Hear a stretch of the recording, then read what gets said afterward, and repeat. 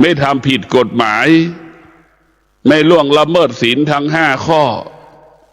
นี่แหละคืออานุภาพของศีลจึงทำให้แม่นั้นมีความสุขลูกรักษาศีลทำให้พ่อแม่นั้นสุขภาพดีอายุยืนในท่านทั้งหลายลูกรักษาศีลทำให้แม่นั้นมีพลังและมีอำนาจในการประกอบอาชีพปฏิบัติหน้าที่เพื่อได้มาซึ่งปัจจัย4ในการเลี้ยงลูกขอให้พวกเราได้มีสติพิจารณาเราดูแลแม่ตอนที่แม่ปกติซื้อเสื้อผ้าให้แม่ใช้ให้แม่ใส่ทุกฤดูกาลมีอาหารให้แม่กินทุกวันหรือวันสำคัญเราก็ไปกินข้าวกับแม่ให้ความสำคัญกับแม่ตลอดเวลาพระพุทธเจ้าบอกแล้วว่าบูชาบุคคลที่ควรบูชาบูชาบุคคลที่ควรบูชาในท่านทั้งหลายหนึ่งนั้นก็คือมีพ่อมีแม่ที่เราควรบูชาเทวดาเรายังไม่ควรกราบไหว้เทวดาเรายังไม่ควรระลึกถึงสิ่งที่เราควรระลึกถึงก็คือพ่อกับแม่ของเรานี่แหละเป็นสิ่งสำคัญที่สุดสิ่งที่เราควรกราบไหว้เทิดทูนบูชาก็คือบูชาพ่อแม่ของเรานี่แหละเรามัวแต่ไปไหว้พระพรหมมัวแต่ไปไหว้เทวดาแต่เราไม่ได้ไหว้พ่อแม่ของตน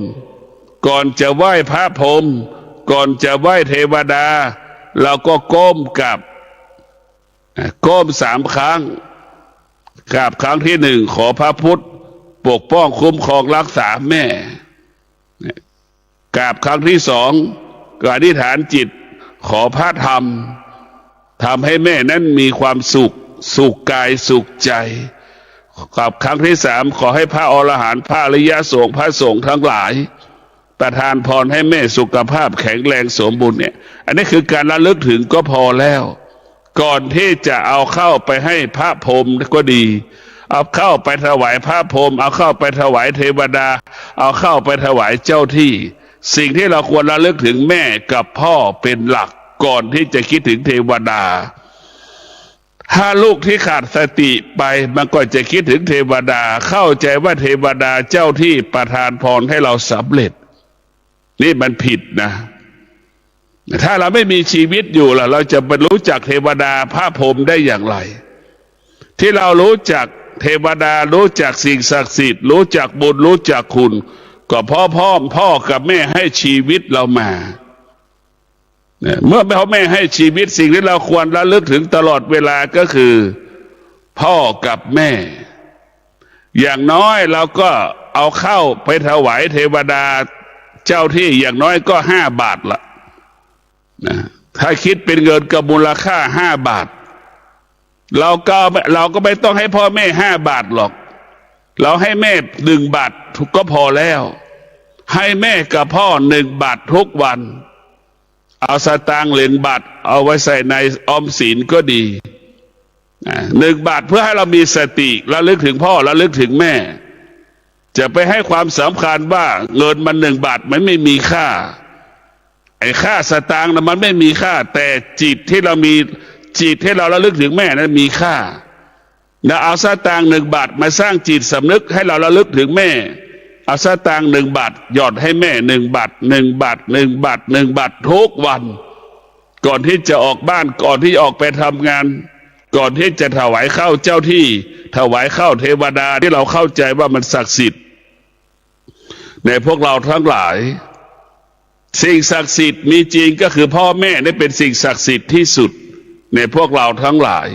พ่อแม่เป็นสิ่งที่ศักดิ์สิทธิ์ที่สุดคำพูด1 คำทำให้ลูกนั้นมีความสุขคำพูด1 คำทำให้ลูกเป็นทุกข์ได้ก็คือพ่อแม่นี่แหละพ่อแม่ได้ศักดิ์สิทธิ์กว่าเทวดาใดๆทั้งไหน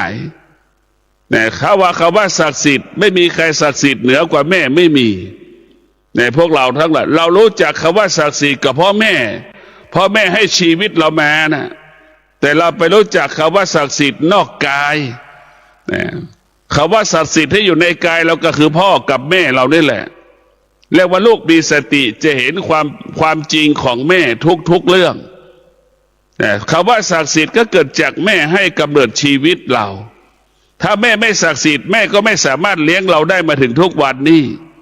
ถ้าแม่ไม่ศักดิ์สิทธิ์แม่คงไม่เลี้ยงลูกเราจนส่งลูกเรียนหนังสือถึงจบมหาวิทยาลัยได้อย่างนี้ถ้าแม่ไม่ศักดิ์สิทธิ์แม่คงไม่เราไม่มีทรัพย์มีสมบัติเท่ากับที่เรามีอยู่ทุกวันนี้เพราะฉะนั้นแม่นี่แหละบันดาลให้ลูกได้ทุกสิ่งทุกอย่างในพวกเราทั้งหลายแต่เราเข้าใจว่าเทวดาองค์นั้นหลวงพ่อรูปนี้บันดาลให้เรานั้นประสบความสำเร็จอันนั้นเป็นจิตภาษาพระว่าจิตส่งออกนอกจึงให้ความสำคัญว่าสิ่งอื่นนั้นสำคัญกว่าพ่อแม่ตนเองเพราะฉะนั้นพระพุทธเจ้าจะบูชาบุคคลที่ควรบูชาก็คือมีพ่อมีแม่ของเราเพราะฉะนั้นพ่อแม่เป็นผู้ที่ศักดิ์สิทธิ์ที่สุดเราจะต้องดูแลพ่อแม่ของเราพ่อแม่ของเราเนี่ยเป็นบุคคลตัวอย่างแบบอย่างเป็นบุคคลตัวอย่างแบบอย่างให้กับลูกเราจะต้องเอาแม่เป็นต้นแบบเป็นแบบอย่างแต่พวกเราต้องพิจารณาคำว่าแม่นี่มันมีพลังและมันมีอานุภาพมากในพวกเราทั้งหลายยามที่เราสุขเราก็คิดถึงแม่ยามที่เราทุกข์เราก็คิดถึงแม่แต่เราที่เราอดอยากลำบากก็คิดถึงแม่เรามีกินมีใช้เหลือกินเหลือใช้เราก็คิดถึงแม่ในพวกเราทั้งหลายเราจะให้เอาเงินให้คนอื่นกี่แสนกี่ล้านเราก็ไม่มีความสุขเท่าเราเอาเงินให้แม่10 บาท20 บาทมีความสุขกว่าให้บุคคลอื่นๆอีกเป็นหมื่นเท่าแสนเท่าในพวกเราทั้งหลายอะไรก็แล้วแต่ถ้าว่าการให้นี่ให้แม่นี่ทำให้เรามีความสุขที่สุดเช่นเดียวกับแม่คำว่าให้เนี่ยแม่ให้ลูกแม่มีความสุขที่สุดอันนี้เป็นสิ่งที่มันสมดุลสมบูรณ์แต่มีลูกบางคนขาดสติมีลูกบางคนขาดสติจึงมอบวัตถุสิ่งของเงินทองให้กับบุคคลอื่นแล้วมีความสุขนี่แหละพวกเราทั้งมีอีกยังมีลูกอีกกลุ่มหนึ่งมอบวัตถุสิ่งของเงินทองให้กับบุคคลอื่นมากกว่าให้พ่อแม่ตนเองเป็นหมื่นเท่าแสนเท่าล้านเท่าพวกเราจะเอาสตางค์ให้พ่อแม่ได้เป็นทุกข์อย่างเงี้ยพวกเราทั้งหลายเพราะฉะนั้นมีลูกที่ขาดสติก็จิตจะส่งออกนอกเห็นความสำคัญบุคคลอื่นๆสิ่งอื่นๆเหนือกว่าพ่อแม่ตนเองดังเช่นวันนี้เป็นวันแม่เนี่ยผู้เป็นสามีผู้เป็นภรรยาที่มีแม่อยู่แล้วเราก็เป็นลูกของพ่อของแม่อยู่เราจะต้องจัดว่ามื้อเที่ยงนี่เราจะต้องไปกินข้าวเอาพ่อแม่ไปกินข้าวเอามื้อเที่ยงตกลงแล้วว่ามื้อเที่ยงนี่เราจะต้องเอาพ่อแม่ไปกินข้าวพ่อแม่ฝ่ายสามีไปกินข้าวกับพ่อแม่ฝ่ายสามีนี่เราต้องตกลงแบบนี้มื้อเย็นเราก็จะเอาตกลงกันอีกเราจะไปกินข้าวกับฝ่ายพ่อแม่ภรรยาเนี่ยให้มันเป็นแบบนี้เราต้องเสียสละแม่เป็นผู้ที่เสียสละให้กับเราจะต้องเสียสละให้กับพ่อกับแม่แล้ววันหลังวันแม่ไปแล้วความรู้สึกแม่ไม่มีค่าไม่มีความหมายแล้ว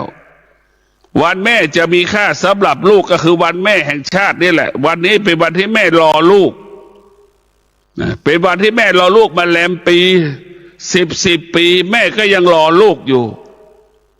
วันนี้ถือว่าเป็นวันสำคัญของแม่ลูกทุกคนควรพบแม่ในวันนี้ถึงแม้เราจะอยู่ต่างจังหวัดเราก็โทรศัพท์คุยกับพ่อคุยกับแม่ถึงแม้เราจะอยู่ต่างจังหวัดเราก็ซื้อของในที่ Lazada ให้ส่งให้พ่อให้แม่เราก็ได้มันมีวิธีการจัดการดูแลแม่มีตั้งหลายรูปแบบอาหารที่พ่อแม่ชอบก็สั่งซื้อได้มันมีวิธีการจัดการเยอะแยะถ้าเรามีสติเราก็จะอยู่กับความเป็นจริงขอให้ลูกทั้งหลาย ให้ความสำคัญวันนี้พรุ่งนี้ไม่มีค่าสำหรับแม่วันนี้แหละมีค่าที่สุดเพราะมันเป็นไออุ่นของเขาว่าวันแม่แต่วันนี้เป็นวันสำคัญที่สุดลูกทุกคนต้องไปหาแม่ให้ได้โดยเฉพาะผู้ที่แต่งงานแล้วมีลูกมีหลานแล้วนำลูกนำหลานไปเยี่ยมปู่ย่าตายายไปกินข้าวฝ่ายมื้อเที่ยงกินข้าวกับฝ่ายภรรยามื้อเย็นไปกินข้าวฝ่ายพ่อแม่สามีอย่างเงี้ยเราต้องพาลูกไปทั้งสองส่วนแต่ถ้าลูกคนไหนได้หลงลูกคนไหนได้หลงภรรยาตนเองหลงสามีตนเองนี่คือลำบากลำบากที่สุดนะลำบากไปแต่บ้านสามีแต่ไม่ไปบ้านแม่ตัวเองพ่อตัวเองไปแต่บ้านภรรยาไม่ไปบ้านพ่อแม่ตนเองอย่างนี้คือลำบากเพราะฉะนั้นพวกเราทั้งหลายแม่นั้นมีความสำคัญเราจำเป็นอย่างยิ่งที่จะต้องพึ่งพาแม่หรือให้แม่อาศัยเราก็ได้เบื้องต้นแม่เป็นผู้รับผิดชอบชีวิตเราบ้านปลายชีวิตแม่ลูกเป็นผู้รับผิดชอบชีวิตแม่มันสมมุติบัญญัติคำว่าแม่เป็นสมมุติบัญญัติคำว่าลูกก็เป็นสมมุติบัญญัติอันที่แท้จริงลูกก็คือแม่อันที่แท้จริงแม่ก็คือลูกตอนที่เราเป็นทารกแรกเกิดเราก็เรียกว่าลูกแม่นั้นก็มีกำลังที่จะเลี้ยงเราตอนที่แม่70เนี่ยแม่เริ่มเป็นลูกของเราแล้วนะเราจะเริ่มเป็นแม่ของแม่แล้วเราเริ่มเป็นพ่อของพ่อแล้วแต่แม้ที่สุดแม่ก็กลายเป็นลูกของเราที่สุดเราก็กลายเป็นพ่อเป็นแม่ของพ่อของแม่ของเราลูกก็หายไปแม่ก็กลายเป็นลูกพ่อแม่คำว่าพ่อแม่ก็กลายเป็นลูกลูกก็กลายเป็นพ่อแม่มันกลับไปกลับมาดังคำว่าสุขเกิดที่ไหนทุกข์ก็เกิดขึ้นที่นั่นทุกข์เกิดขึ้นที่ไหนสุขก็เกิดที่นั่นเช่นเดียวกันแม่พออายุมาก70-80แม่ก็กลายเป็นลูกพออายุมากเข้าลูกก็กลายเป็นพ่อเป็นแม่ต้องรับผิดชอบชีวิตแม่ตอนที่แม่แก่เห็นไหมพวกเราทั้งหลายนี่แหละมันเป็นสมมติบัญญัติอันที่แท้จริงแล้วคำว่าแก่ไม่มีมันเหมือนกันหมดเนี่ยพวกเราหนุ่มก็ไม่มีเหมือนกันหมดพอจุดหนึ่งมันเหมือนกันเรียกว่าเสมอกันหมดให้เราได้พิจารณาว่าการที่เรามีลูกการที่ลูกมีพ่อมีแม่เราจะทำอย่างไรให้พ่อแม่นั้นมีความสุขสำคัญลูกทั้งหลายสิ่งที่เราควรดูแลได้แก่พ่อกับแม่ลูกที่มีสติลูกที่มีปัญญาจะรู้แล้วว่าสิ่งที่เราควรดูแลคือพ่อกับแม่ไม่ใช่สามีไม่ใช่ภรรยาที่เราต้องควรดูแลพวกเราทั้งหลายสิ่งที่ควรดูแลคือพ่อกับแม่เท่านั้นเราต้องสนใจใส่ใจพ่อกับแม่เท่านั้นดีที่สุดเพราะอะไรเพราะพ่อแม่เป็นสมบัติของเราพ่อแม่เป็นสมบัติของเราทุกลมหายใจส่วนสามีนั้นส่วนภรรยานั้นเป็นสมบัติของเราแค่บางเวลาที่เราแตกแยกอย่าล้างไม่ใช่เป็นสมบัติของเราแล้วสามีก็ไม่ได้เป็นของเราภรรยาก็ไม่ได้เป็นของเราแต่พ่อแม่นั้นเป็นสมบัติของเราเราจะแต่งงานเราก็มีพ่อแม่ก็เป็นสมบัติของเราเราจะไม่แต่งงานพ่อแม่ก็เป็นสมบัติของเราสิ่งที่เราควรดูแลคือพ่อกับแม่ไม่ใช่สามีไม่ใช่ภรรยาให้เราเข้าใจเช่นนี้แต่เวลานี้เราไปให้ความสำคัญสามีตนเองภรรยาตนเองมากกว่าพ่อแม่ตนเองแล้วก็ปล่อยให้แม่ให้พ่ออยู่ลำพังโดดเดี่ยวดายอย่างวันนี้แม่ลูกบางคนยังไม่เคยมาหาแม่เป็น5 ปี10 ปีไม่เคยมาเลยไปที่ไหนก็ไปได้หมด แต่มาหาแม่ไม่ได้มาหาพ่อไม่ได้นี่มันก็มีปัญหาอยู่แต่ลูกที่ขาดสติก็จะเป็นอย่างนี้ลูกที่มีการศึกษาบางคนก็เป็นอีกพ่อแม่เป็นชาวบ้านพ่อแม่บางคนเกิดมายังไม่เคยสวัสดีใครสักคนเลยเกิดมาไม่เคยสวัสดีข้าแม่ก็ไม่รู้จักสวัสดีครับแม่ก็ไม่เคยรู้จักเพราะแม่เป็นชาวบ้านแต่พอลูกเติบได้รับการศึกษาเติบใหญ่แล้วแม่ลูกบางคนอายอะไรอายความยากจนของพ่อของแม่อายตัวตนว่าแม่เป็นคนที่ไม่สวยไม่งามเป็นคนชาวบ้านยากจนลำบากอนาถาอายบ้านเรือนตัวเองอายที่พ่อแม่ที่เนี่ยมีฐานะยากจนได้ดำรงตนอย่างคนยากจนลูกที่มีการศึกษาเป็นอย่างนี้จำนวนมากก็ยังมีอีกในโลกใบนี้นะพอลูกได้สามีก็ดีได้ภรรยาที่มีฐานะได้สามีที่มีฐานะนี่แล้วสามีก็ดีหรือภรรยาก็ดีรังเกียจพ่อแม่ตนเองอย่างเงี้ยจนถึงที่สุดเราก็ไม่สามารถมาหาพ่อหาแม่ได้ก็มีอีกจำนวนมากลูกที่ขาดสติอายความยากจนเกิดมายากจนได้อายพ่ออายแม่อายตระกูลตัวเองนี่คือมีเยอะแยะในพวกเราทั้งหลายลูกที่ขาดสติก็จะเป็นอย่างนี้ลูกที่มีสติคำว่าอายไม่มีความหมายลูกที่มีสติด้านหนึ่งจะต้องอดทนลูกที่มีสติสองจะต้องมีวิริยะภาคเพียรลูกที่มีสติลูกจะต้องมีสัจจะจะเปลี่ยนแปลงความยากจนของพ่อของแม่ให้ได้แม่ลูกคนนั้นจะต้องมีสติมีสัจจะมีวิริยะมีขันติก็มีลูกจำนวนมากที่มีสติมีสัจจะมีวิริยะขันติลูกมีความอดทนลูกมีความภาคเพียรลูกคนนั้นครอบครัวนั้นกลายเป็นครอบครัวที่มีกินมีใช้เหลือกินเหลือใช้เหลือออมเหลือแบ่งปันคำว่ายากจนไม่มีแล้วใช่ไหมลูกที่มีสตินี่ความยากจนจะหายไปครอบครัวที่ยากจนก็หายไปในพวกเราทั้งหลายนี่แหละแล้วว่าลูกที่มีสติสัจจะวิริยะขันติลูกคนนี้จะแก้ปัญหาความยากจนให้กับพ่อและแม่แก้ปัญหาความยากจนให้กับครอบครัวเมื่อเรามีสติมีสัจจะมีวิริยะมีขันติเราจะมีพลังในการทำงานเราจะใช้ความอดทนไปกำกับจิตใจของเราใช้ความอดทนไปควบคุมกายควบคุมจิตของเราในพวกเราทั้งหลายใช้สิ่งเหล่านี้ไปควบคุมเมื่อใช้สติและใช้ความอดทนไปควบคุมแล้วลูกก็จะประสบความสำเร็จในการทำงานทุกวัน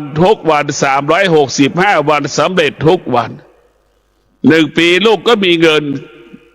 นเก็บมีเงินแบ่งปันให้พ่อให้แม่ใช้ทุกวันทุกเดือนทุกปีนี่แหละคือลูกที่มีสติ ลูกที่มีสตินั้นจะใช้ธรรมะนี่แหละเป็นผู้เลี้ยงพ่อเลี้ยงแม่ลูกมีสติจะไม่อายความยากจนของพ่อของแม่ลูกที่มีสติจะมีพลังและมีอานุภาพเปลี่ยนแปลงฐานะความเป็นอยู่ของพ่อของแม่เราจะเห็นได้ว่าลูกที่มีสตินั่นจะเป็นลูกเวลานี้เป็นครอบครัวที่มีกินมีใช้เป็นครอบครัวที่เหลือกินเหลือใช้เหลือออมเหลือแบ่งปันนี่แหละธรรมะจะทำให้เรามีกินมีใช้อุดมสมบูรณ์จึงฝากให้เราได้พิจารณาคำสอนของพระพุทธเจ้านั้นมันเป็นความจริงในการดำเนินชีวิตเราขับเคลื่อนด้วยหลักธรรมะเช่นเรามีประกอบด้วยศีล 5เนี่ยศีล 5ได้เป็นหลักให้เราประกอบอาชีพด้วยธรรมะคำพูดอาชีพคำพูดก็ต้องพูดด้วยความจริงพวกเราทั้งหลายต้องอาศัยศีลความนักคิดนักเขียนก็ต้องอาศัยศีลไปกำกับคิดก็ดีเขียนก็ดีเป็นประโยชน์เกิดประโยชน์ต่อประเทศชาติบ้านเมือง ไม่ทำลายประเทศชาติบ้านเมืองของตนจะทำอะไรก็แล้วแต่ก็ต้องประกอบไปด้วยศีลทำแล้วเป็นประโยชน์เกิดประโยชน์ต่อประเทศชาติบ้านเมืองของเราถ้าเราเอาศีลไปกำกับแล้วเราจะไม่ทำลายชาติถ้าเราเอาศีลไปกำกับแล้วเราจะไม่ทำลายครอบครัวของเราในพวกเราทั้งหลายบ้านของเราก็เหมือนประเทศของเราในพวกเราทั้งหลายต้องพิจารณาแม่ของเราก็คือเจ้าของประเทศนั่นแหละเราก็เปรียบเสมือนลูกของแม่แม่รักษาประเทศให้กับเราเมื่อเราเติบใหญ่เราก็รักษาประเทศให้กับประเทศชาติให้กับลูกกับหลานเราอยู่ต่อขอให้เราเข้าใจว่าบ้านก็คือประเทศประเทศก็คือบ้านคนที่อยู่ในบ้านก็คือคนที่อยู่ประชาชนที่อยู่ในประเทศนั่นแหละให้เราเข้าใจว่าธรรมะนี่สำคัญและมีความจำเป็นต่อการดำเนินชีวิตนะลูกนี่ต้องมีธรรมะนะจะมอบความสุขให้กับพ่อแม่ตัวเองลูกที่มีธรรมะนะลูกที่มีธรรมะก็จะเห็นให้ความเป็นธรรมแก่แม่ตนเองนะลูกที่ไม่มีธรรมะก็ไม่มีความเป็นธรรมให้กับพ่อแม่ตนเองนะจะไปกินข้าวบ้านพ่อแม่ฝั่งสามีอย่างเงี้ยนะไม่ไปกินข้าวฝั่งของพ่อแม่ของตนเองนี่แหละพวกเราทั้งหลายเราต้องมีธรรมลูกที่มีธรรมะมันจะสมดุลอย่างที่บอกแล้วมื้อเที่ยงไปกินข้าวบ้านสามีกับพ่อแม่สามีมื้อเย็นไปกินข้าวกับพ่อแม่ภรรยาอย่างเงี้ยลูกเขยที่มีธรรมะจะเป็นเช่นนี้ลูกสะใภ้มีธรรมะก็เป็นเช่นนี้ตรงข้ามลูกที่ไม่มีธรรมะสะใภ้ไม่มีธรรมะลูกเขยไม่มีธรรมะก็จะไปกินข้าวฝั่งใดฝั่งหนึ่งเช่นเขยไม่มีธรรมะก็จะไปกินข้าวกับฝ่ายพ่อแม่ตนเองลูกเขยที่มีธรรมะก็จะไม่มีธรรมะก็จะไปกินข้าวฝั่งภรรยาของตนเองพ่อแม่ของตนเองอย่างนี้ลูกสะใภ้ไม่มีธรรมะก็จะไปกินข้าวฝั่งสามีไปกินข้าวฝั่งพ่อแม่สามีตนเองอย่างเงี้ยคือไม่มีธรรมะมันไม่มีความยุติธรรมลูกที่มีธรรมะจะยุติธรรมไปกินข้าวฝั่งพ่อแม่สามีไปกินข้าวฝั่งพ่อแม่ภรรยานี่คือลูกที่มีธรรมะมันจะสมดุลในพวกเราทั้งหลายพ่อแม่ทุกคนวันนี้เป็นวันที่แม่รอและมีวันที่พ่อแม่มีความหมายที่สุดเป็นวันที่มีความสำคัญเป็นวันที่มีความหมายและมีความสำคัญสำหรับพ่อแม่เพราะฉะนั้นวันนี้ลูกต้องทำงานหนักอย่าบอกว่าไม่มีเวลาไม่ได้นะต้องหาเวลาไปหาพ่อให้แม่ให้ได้เพราะแม่ไม่จำเป็นต้องให้เราเอาสมบัติมาหอบมาให้พ่อให้แม่ในวันแม่แห่งชาติแค่เราเดินมาหาพ่อหาแม่มาเยี่ยมพ่อแม่ในวันแม่วันนี้พ่อแม่มีความสุขที่สุดไหนบอกให้เราได้เข้าใจพิจารณาว่าหัวอกแม่นั้นวันนี้มีความสำคัญพวกนี้ไม่มีค่าเมื่อลืนนี้ก็ไม่มีค่าวันนี้มีค่าที่สุดสำหรับหัวอกแม่ไหนขอให้เราเข้าใจลูกต้องเสียสละต้องเสียสละเวลาให้กับพ่อแม่ตนเองลูกคนไหนได้ฟังธรรมะหากมีแม่อยู่ก็แล้วก็มีครอบครัวอยู่ก็ให้ความเป็นธรรมแก่พ่อแม่ทั้งสองฝั่งเช้ามื้อเที่ยงก็พาภรรยาของเราไปกินข้าวกับพ่อแม่ของเราพอมื้อเย็นเราก็พาภรรยาไปกินข้าวฝ่ายพ่อแม่ภรรยาอย่างนี้เรียกว่าลูกที่เข้าใจพ่อแม่ต้องเป็นอย่างนี้สามีที่เข้าใจภรรยาเป็นเช่นนี้ภรรยาเข้าใจสามีเป็นเช่นนี้ในพวกเราต้องมีสติพิจารณาสิ่งที่สำคัญก็คือธรรมะนี่แหละพวกเราทั้งหลายธรรมะเป็นสิ่งสำคัญให้เราดำเนินชีวิตด้วยธรรมะดังคำว่าอดทนเนี่ยแม่รู้จักแม่ใช้ความอดทนในการเลี้ยงลูกจนลูกเติบโตเติบใหญ่มีงานทำมีครอบครัวมีหลาน ที่ท่านได้รับฟังจบลงไปแล้วนั้นเป็นรายการทางสายเอกดำเนินรายการโดยพระประชานาถมุนีเจ้าคณะอำเภอกัลยาณิวัฒนาเจ้าอาวาสวัดดอนจันทร์ตำบลทัตรามอำเภอเมืองเชียงใหม่จังหวัดเชียงใหม่เชิญท่านติดตามศึกษาธรรมะการปฏิบัติธรรมได้ในคราวครั้งต่อไปสำหรับวันนี้สวัสดีครับ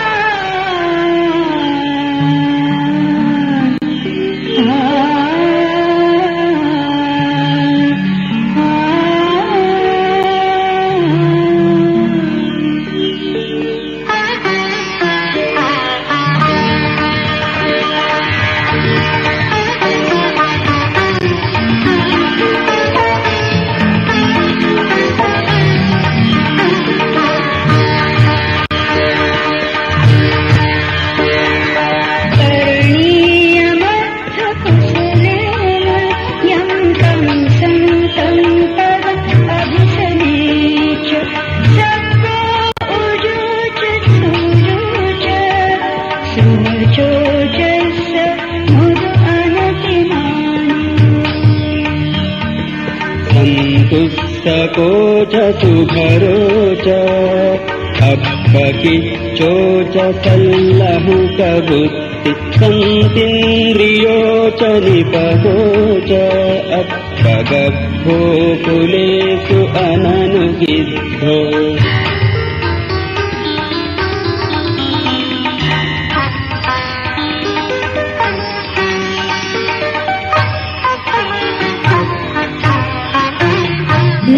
खुदं समाचरे किञ्चि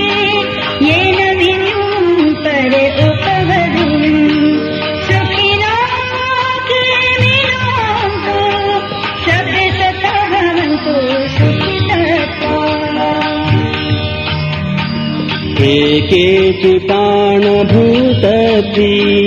ससावा थावराव अनवशेषा दीघावा ये महन्तावा मध्यमारसकाणुकफूला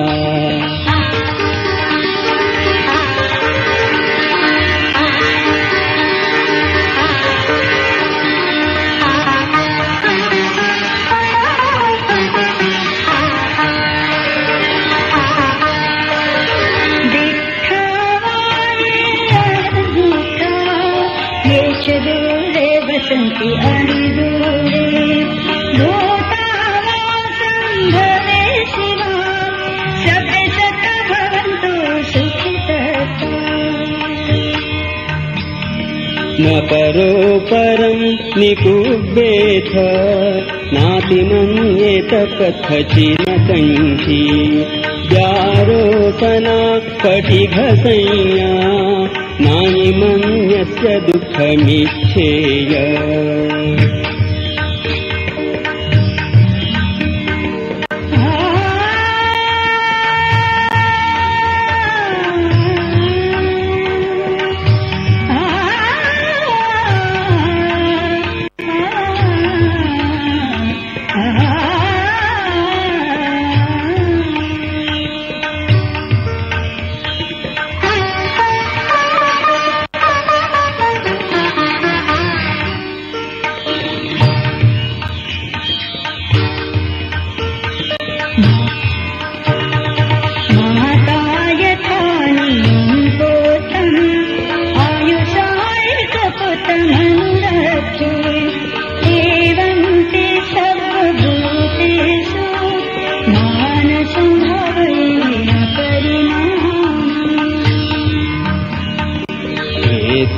च सब्बलोकस्मिन् मानसं भावये अपरिमाणं बुद्धम् अघो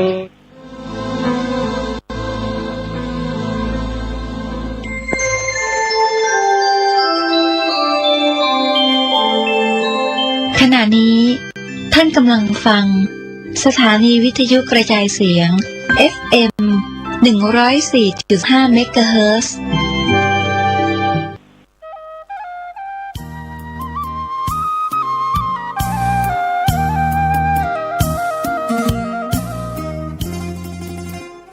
โดยทางคณะสงฆ์คณะศิษยานุศิษย์คณะศรัทธาของวัดวังสิงห์คำตำบลป่าแดดอำเภอเมืองเชียงใหม่จังหวัดเชียงใหม่ปัจจุบันมี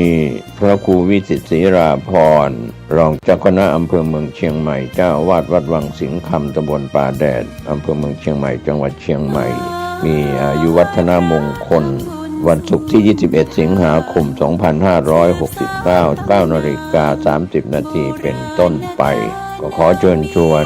คณะศิษยานุศิษย์คณะศรัทธาและผู้มีความเคารพนับถือร่วมในพิธีสืบชะตาเสริมบารมีและเป็นเกียรติร่วมทำบุญแสดงมุทิตาจิตพระสงฆ์เจริญพุทธมนต์สืบชะตาแบบร้านนาสำหรับผู้ที่จะร่วมบุญเป็นเจ้าภาพต้นเงินเพื่อสมทบทุนนิธิวิสิตศรีราพรและเชิญร่วมเป็นเจ้าภาพทั้งตั้งโรงทานอาหารน้ำดื่มติดต่อแจ้งความจำนงได้ที่วัดวังสิงห์คำโทรศัพท์ 053-358-169 หรือที่มือถือ 063-368-471 สำหรับผู้ที่จะร่วมบุญบริจาคทางออนไลน์ผ่านธนาคารกรุงเทพจำกัดสาขาถนนช้างคลานชื่อบัญชีพระครูวิสิตศรีราพรบัญชีออมทรัพย์เลขที่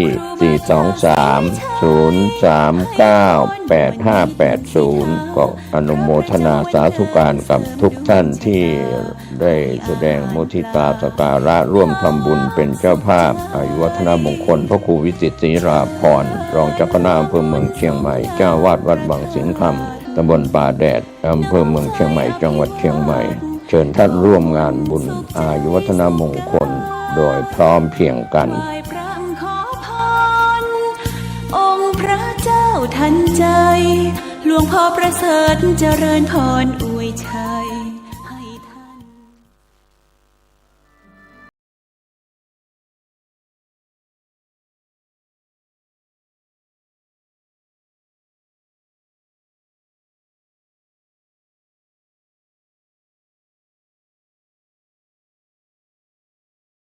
คือให้เป็นประโยชน์ภายในประเทศควรจะมีรายการวิทยุเผยแผ่พระพุทธศาสนาประจำจังหวัดอย่างน้อย1 ชั่วโมงต่อ1 วันเพื่อประชาสัมพันธ์หรือเทศนาอบรมหลวงปู่จองว่านี่50,000